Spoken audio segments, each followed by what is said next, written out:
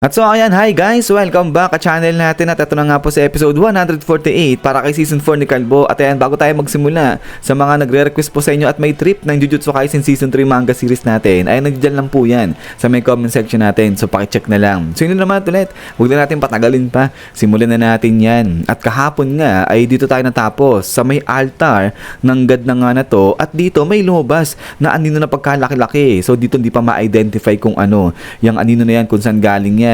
At now, ang continuation niya is ito naman na. Balik muna rito sa may karagatan, specifically dito sa may aircraft courier na nga na to. Dahil mula rito ay natatanaw nga rin nila yung mga ilaw dyan na nagmumula sa labanan nila Garo. At ito nga ngayon, tinitignan ng kapitan yung ilaw. Sabi niya nga dyan, teka, ano yun? Pero maya-maya pa, ito nga, ay biglang may nag-report sa kanya ni staff niya. So ito, nagpanic. Yung staff tinawag, ito si captain. At sabi nga nila rito, may na-detect sila sa may ibaba nila na sobrang laki na bagay na hindi nila alam kung ano at eto nga sobrang bilis nito umaakit na. At sabi nga nila dito, hindi na nila magagawang iwasan yan dahil nga sobrang bilis. So ayun, nandito etong aircraft courier na nga na to. So kaya nga ito, dali-dali takbuhan na. Yung mga staff nagpanik sila at then maya-maya pa is boom! Dito nag-swell na etong karagatan at sabi nga nila rito, kumapit sila dyan dahil nga sobrang lakas na magiging impact nito. At then pagkatapos nga niya is bilang labas na nga rito.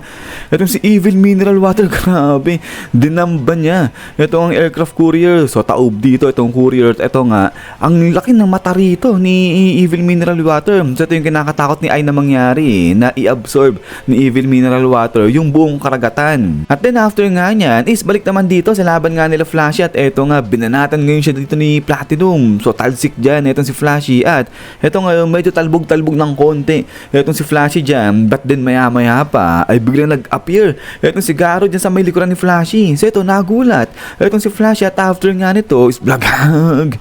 Dito inismash siya ni Garo pero yung dali-dali naman nakailag itong si Flashy. So talon siya dyan at eto, hinihingal talaga, hihinga-hinga itong si Flashy Flash dyan. At then eto nga habang nasa ere itong si Flashy, ayan medyo dugo na yung mukha niya. Sabi niya nga rito, hindi siya makapaniwala dahil sa araw na lang na to, 4 yung na-encounter niya na nasurpass o nahigitan yung kanyang bilis. So kasama nga dyan itong si Kalbo, si Blast, yan si Platinum at saka itong si Garo. At then dito ngayon habang nasa bato etong si Flashy, sabi niya nga dyan sa sarili niya, imposible to, unforgivable, sabi niya ganyan. At then dito nga guys, boom!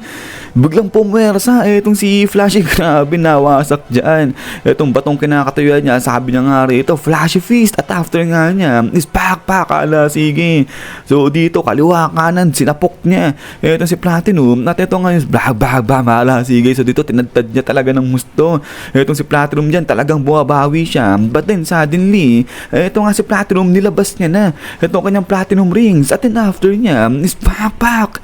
Dito, grinab niya itong mga kamay nga rito ni Flashy Flash. Sabi niya nga dyan, eto na ba yung pinaka-highest level na maa-attain o maa-abot ng isang tao? Sabi niya ganyan. So ito parang minamak siya rito ni Platinum. But then after nga niyan, is pak, dito bigla siyang sinipa na nga nito ni Platinum. So talsik na naman dyan itong si Flashy. Grabe, parang kawawa si Flashy sa labanan na nga na to. At eto nga ngayon, parang medyo mangaray-ngaray itong mukha ni Flashy Flash ngayon dyan. So ito makikita, nanggigigil dito ito si Flashy. So kaya naman ito, dali-dali, bumalik ulit siya dyan. At ito, inatake niya itong si Garo gamit ito kanyang flowing shadow kick. Pero dito sa kabilang banda ay kinounter lang yan ng ganung kadali nito ni Garo. So hindi talaga umuubra ito mga pag-atake ginagawa ni Flashy dyan kay Platinum saka nga kay Garo. At ito nga ngayon is blakag. Bigla naman dumating dito itong si Platinum at eto nga, sinipa niya ngayon dyan sa mukha itong si Flashy. So grabe, talsik lagi rito itong mukha ni Flashy. At din eto nga ngayon is pak, ala, sige dito. Talagang ginugulpi na, binabanatan dyan ni Platinum itong si Flashy. At sabi niya nga dyan, masyadong maraming openings itong si Flashy Flash. Bakit? Ano nangyari sa kanya?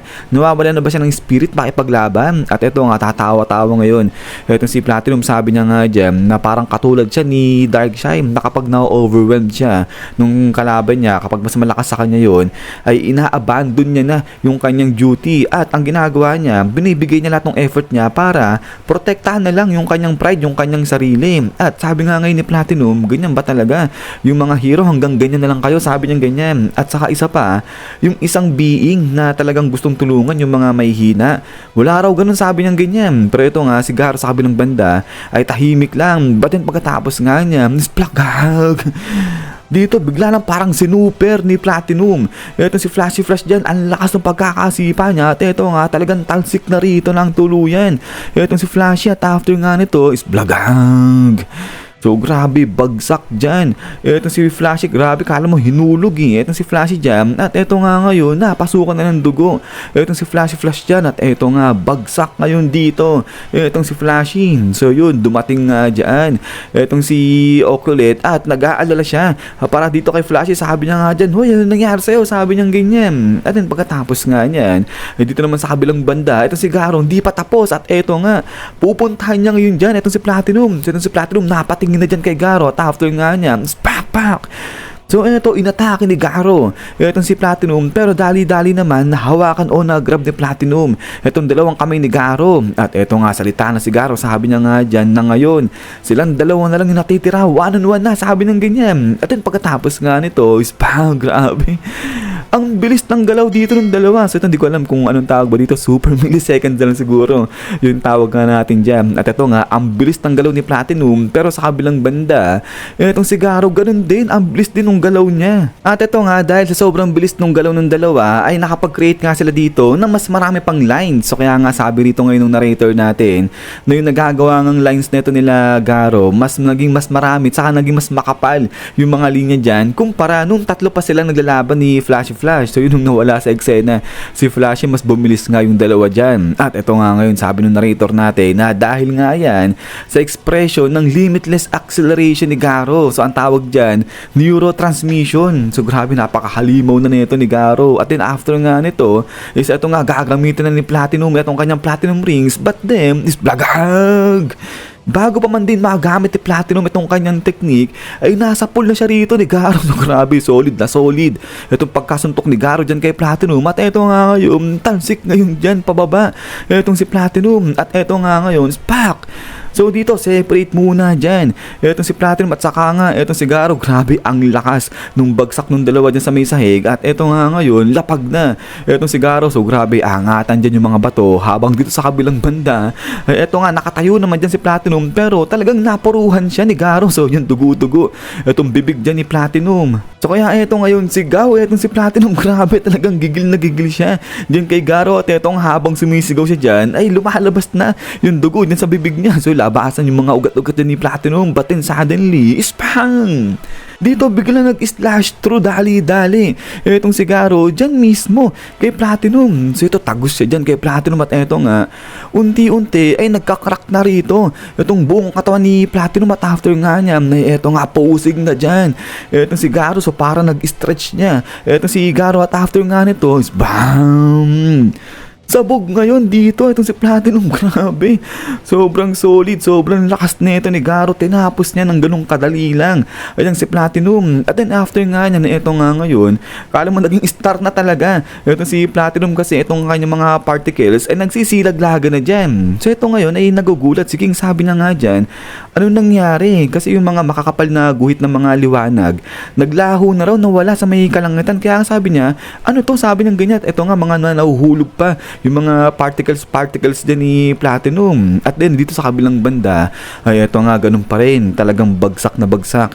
Etong si Tatsumaki, wala siyang malay, but then suddenly ay biglangan dumating etong si Blast naman dyan sa harapan ni Tatsumaki. Grabe, kung ano-ano na, ang dami nangyayari nga rito. At eto ngayon, tingin-tingin si Blast dyan kay Tatsumaki habang nakatulog lang o habang bagsak dyan etong si Tatsumaki. At then pagkatapos nga nito is yan guys, so hanggang dito lang itong sa episode 148 natin. So grabe, ang bilis ng pangyayari dito sa episode na to at di lang mabilis yung nangyari, ang dami pa yung nangyari dyan. Ito, dumating pa si Blast bigla dyan. Pero yun nga guys, ulit maraming salamat sa walang sawang pag-support sa channel natin. Hintay lang para sa next episode na to at pati sa ibang request nyo pa na manga series yung sa Global Freezing ba yun? Global Freeze at saka sa Hunter natin, hintay lang din dyan. Tapos, ito sila Hell's Paradise, sila Jujutsu, saka si Solo Leveling. Itutuloy pa rin natin yan guys, huwag kayong mag-alala. At baka ilipat ko yan dun sa may second channel natin. So establish lang muna natin dito yan and after nun, yun, ilipat natin dun sa kabila. Sino naman ulit ay lagi mag-ingat. God bless niyo lahat at kita-kits tayo ulit.